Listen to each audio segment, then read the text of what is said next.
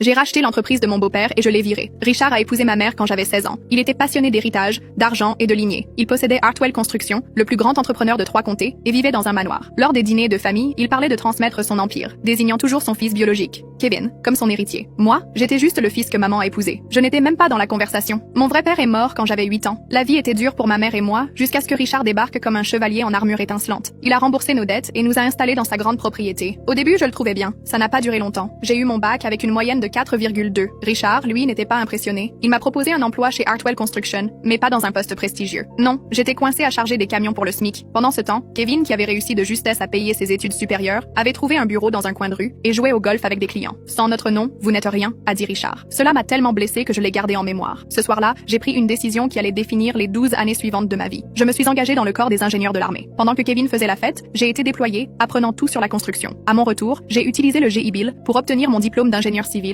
que j'ai obtenu avec mention très bien tout en travaillant de nuit pour Morrison & Associates, le principal concurrent de Hartwell. Lorsque Richard l'a appris, il s'est moqué de lui. Jouer dans la boue ne fera pas de vous une famille. À 25 ans, je dirigeais déjà des projets d'envergure. À 30 ans, j'étais associé chez Morrison, réparant les erreurs que Hartwell ne cessait de créer. Poursuites judiciaires, délais non respectés, manquements aux règles de sécurité, etc. Nous étions constamment occupés à nettoyer. Puis, Richard a eu une crise cardiaque lors d'une réunion du conseil d'administration. Kevin a pris ses fonctions de PDG et, 6 mois plus tard, l'entreprise était en plein effondrement. Les poursuites judiciaires se sont accumulées, les infractions à l'OSHA se sont multipliées, puis un scandale de harcèlement sexuel a éclaté. Leur principal investisseur s'est retiré. La banque était sur le point de saisir la propriété. J'ai saisi ma chance. Pendant des années, j'avais discrètement noué des relations avec les clients de Hartwell, gagnant leur confiance. Lorsque j'ai proposé d'acheter Hartwell Construction pour 60 cents le dollar,